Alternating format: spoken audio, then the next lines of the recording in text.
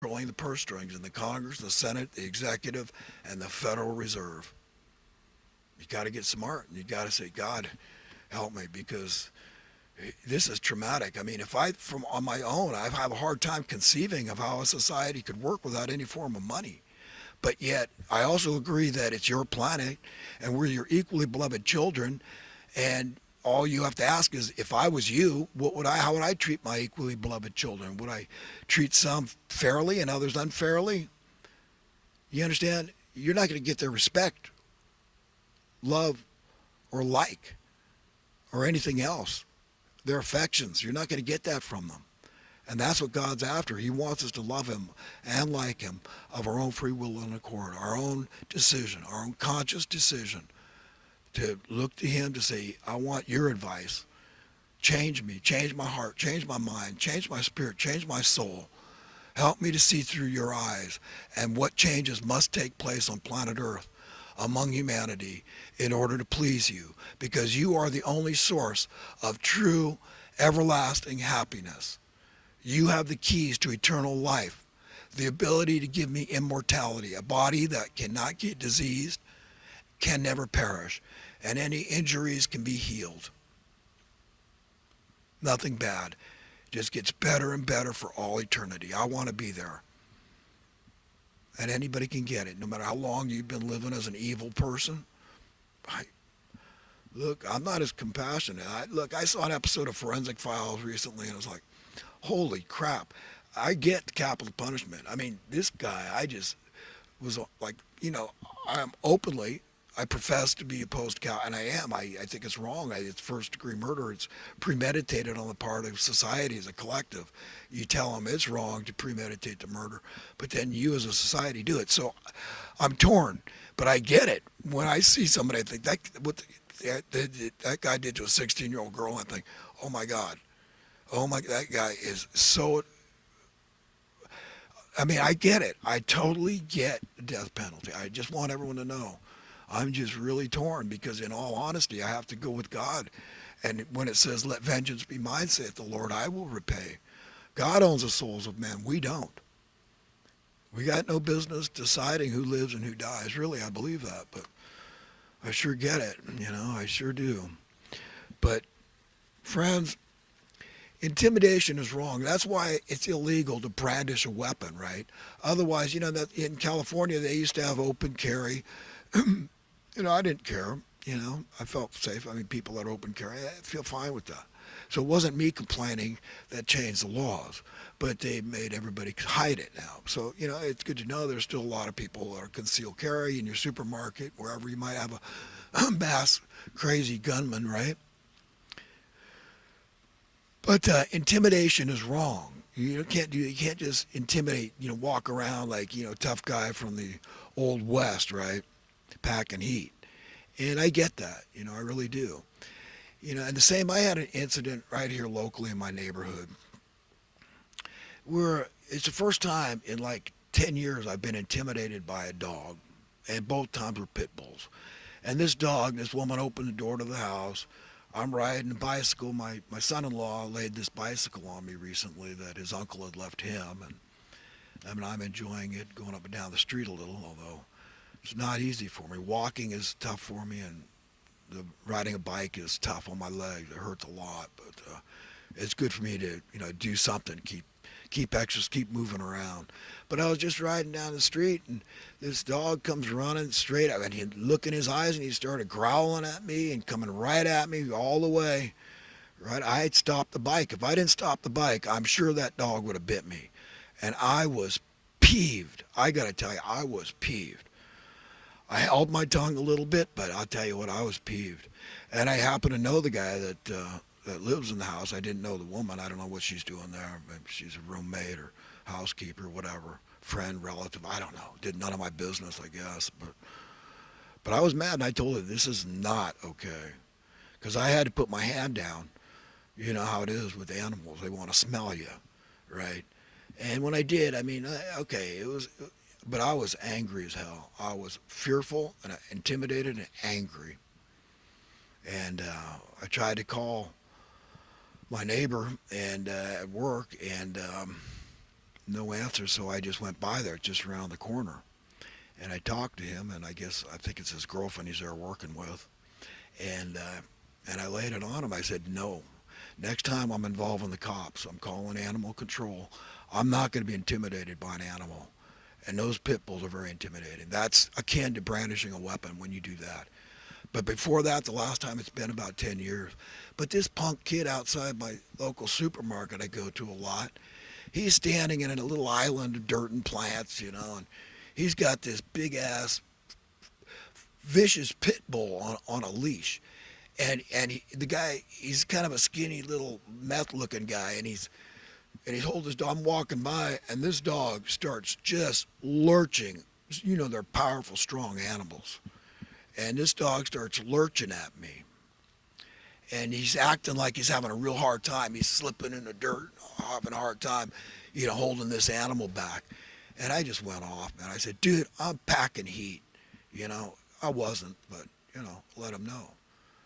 And, because that's how I felt. I mean, you shoot that freaking dog right in the head, man. So, I mean, when cops do this, sometimes it doesn't look justified, but other times it is.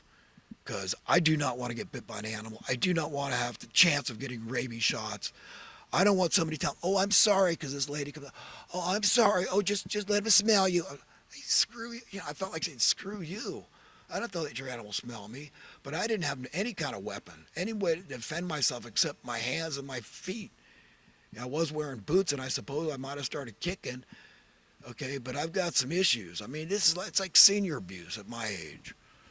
But now what I did is I strapped a stick to the bicycle just in case, because I made it clear to my friend, neighbor, that I'm not going through it again, and I don't want to have to pack heat. Well, I'm riding my bike down the street, and I thought, well, that probably sounded a little harsh, and it is. I felt bad, but it's just like, I'm not gonna go. I'm not gonna have it. I'm not. I hate being intimidated. I bet you do too. Everybody does. And this is why people get so peeved. If you brandish a weapon, like, oh, I'm, whatever, even play, whatever, however the symbol is for I'll shoot you, I'll get you. It's not okay. It's against the law. You can't do that. Great bodily harm. An animal can cause great bodily harm. A powerful pit bull, great bodily harm. And I know dogs pretty well. I watch Cesar Millan all the time. And I know a dog that's got that look in his eyes where I'm going to win this fight. I'll kick you. I'm showing you who's boss. You better respect me. I will intimidate you. I'm the pack leader here. Don't you know what I mean? I'll kill you, because those animals can. I just saw videos on Inside Edition. I think it was a fox. This woman was attacked. A little bitty fox. Didn't even look like a full-grown fox. Started attacking this woman, biting her, jumping on, and she kicked the hell out of it. The animal came right back, jumped up on her chest. Oh my God, it was unbelievable. So, I mean, you think there's not good grounds especially women, a right to pack heat. Of course, you have a right. That's your Second Amendment right. And people all over the world like that, regardless of, how deaths are down in Australia. It's getting more draconian in China, the low deaths in Japan. They're not America. That's why so many people want to come here, because we have the freedom of speech. We can say what we want.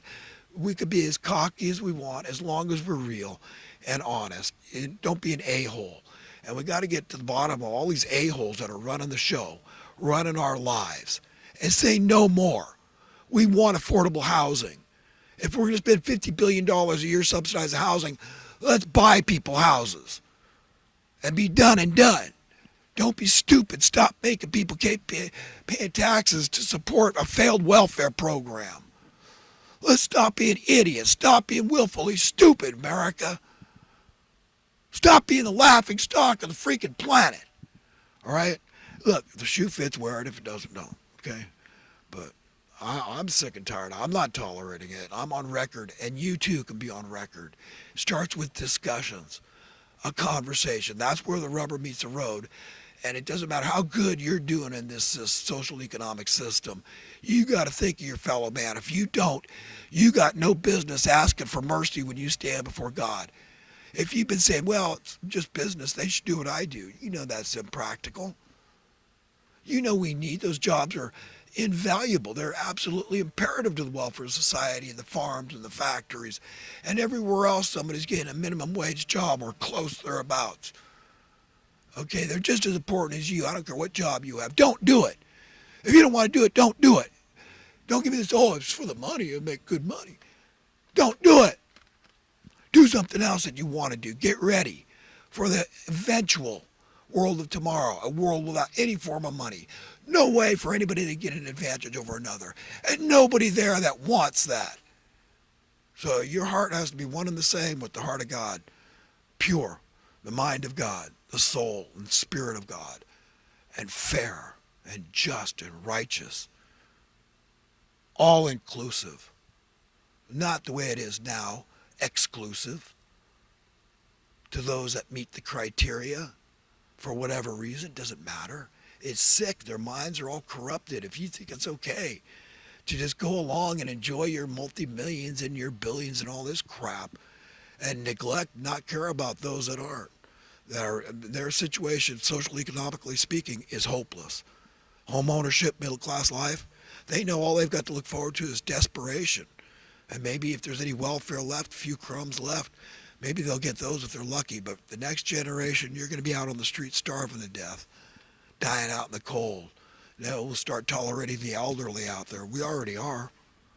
We're not far from that scenario, that dystopian future that the evil men say, oh, that's the only option. We got to keep debasing the money. We got to keep cheating the poor and making them pay the tab. You rich people in the Congress and Senate, you don't want to do it. The executive don't want to do it. And the money masters of misery running the Federal Reserve, they sure as hell don't want to do it. So it's all up to you. Your money's supposed to go up in worth, not down. Federal minimum wage today could be 50 cents an hour and worth more than that dollar an hour in the early 60s. If we were making even a little bit of progress, that's what would have happened. You understand how they cheat people, how they steal from people, how they enslave people, how they take away people's hope? It's a mess. God help us. We're a mess as a nation. So I was talking earlier about my friend that I talked to down in Santa Cruz, and Jeff. I've known him since I was 10 years old when my family first moved back from, we were living in Ireland for a year, and my uncle Bill Murray in Norwich, Connecticut, had bought a car ahead of time for my my dad and my mom, my sisters and I, to drive back to California. And they weren't sure where they were going to live, but checked out Corpus Christi, Texas. But apparently my dad decided on Santa Cruz. And we moved back to Felton, the town of Felton in the Santa Cruz Mountains.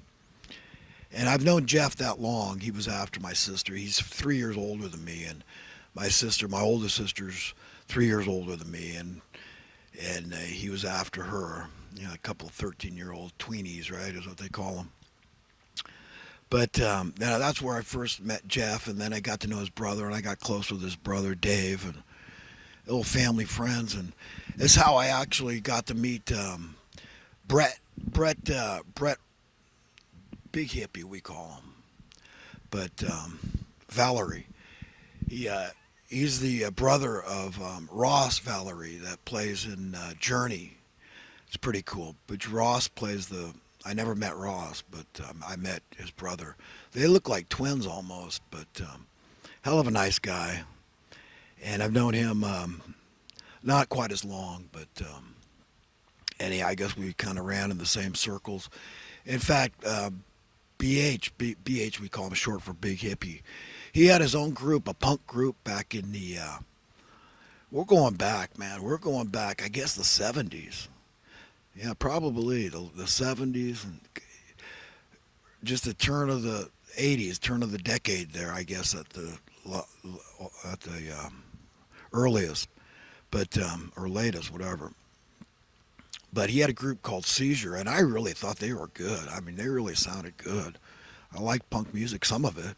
I'm picky. I mean, I like Devo, and they're kind of punkish and rock and everything else, but I don't like all of their songs, but I like Devo's music. But I really like. I wish they had stuck with it because I really think they could have been a success, a big name group out there, you know. But anyhow, that's how I got to know the whole family. In fact, my dad knew Jeff's dad and Gene, and the family. We all our families knew each other. I know Jeff's mom is still around, and but anyhow, but he invited me on a cruise that his friend is taking. His friend apparently bought a brand new 40-foot sailboat, and he invited me to go from Santa Cruz to Puerto Vallarta, or I guess Cabo might be the first stop with the airport because Jeff said he's going, but he's going to fly back. And but he wanted somebody with a sailing experience, and you know, it's hard to say no, but the same hand, it's kind of I don't know, way out of my comfort zone. He's talking